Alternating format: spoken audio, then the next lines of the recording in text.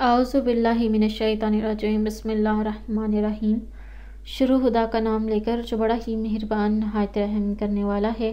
السلام علیکم ورحمۃ اللہ وبرکاتہ۔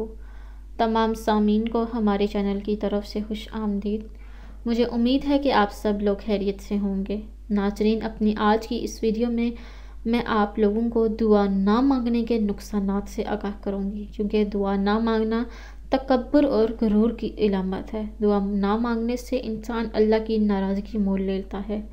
دوستو، ویڈیو شروع کرنے سے پہلے میری آپ لوگوں سے ایک چھوٹی سی درخواست ہے کہ آپ میری اس ویڈیو کو لائک کیجیے اور اپنے دوستوں کے ساتھ شیئر کریں۔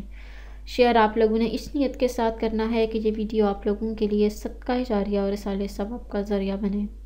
دوستو، ایک حدیث شریف میں نبی پاک صلی اللہ علیہ وآلہ وسلم نے فرمایا، بلا شبہ جو آدمی اللہ تعالیٰ سے سوال نہیں کرتا وہ اللہ تعالیٰ یعنی اس پر غضبناک ہوتا ہے۔ یہ حدیث شریف سنن ترمذی سے لی گئی ہے۔ قرآن پاک میں اللہ تعالیٰ خود فرماتے ہیں، اور تمہارے رب نے فرمایا، مجھے پکارو میں تمہاری دعا قبول کروں گا۔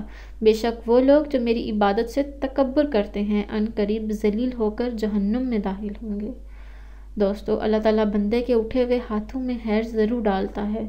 بلا شبہ اللہ نہایت رحم کرنے والا اور بہت عزت ہے۔ اسے اپنے بندے سے شرم آتی ہے کہ وہ اس کے آگے اپنے دونوں ہاتھ اٹھائے اور پھر بھی وہ ان میں کوئی خیر نہ ڈالے۔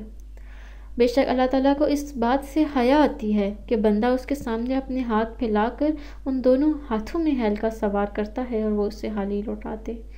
دوستو، آپ اس بات سے اندازہ لگا لیجئے کہ دعا مانگنے کی اہمیت و فضیلت کس قدر اور کتنی زیادہ ہے، اور آپ روزانہ دعا مانگنا اپنا معمول بنا لیجئے، کیونکہ اس سے آپ کو خدا تعالیٰ کی رضا اور خوشنودی حاصل ہوگی۔ آپ کی زندگی میں جو آنے والی مشکلات ہیں وہ آپ لوگوں کے لیے آسان ہو جائیں گی، اور آپ کی ہر آزمائش میں خدا تعالیٰ آپ کو صبر و ہمت کی توفیق عطا فرمائیں گے۔ دوستو، اگر آپ لوگوں کو ہماری آج کی ویڈیو پسند آئی ہے تو کمنٹس میں اس کا اظہار ضرور کیجیے گا۔ انشاءاللہ تعالیٰ آپ سے پھر ملاقات ہوگی بہت جلد ایک نئی ویڈیو میں۔ تب تک کے لیے مجھے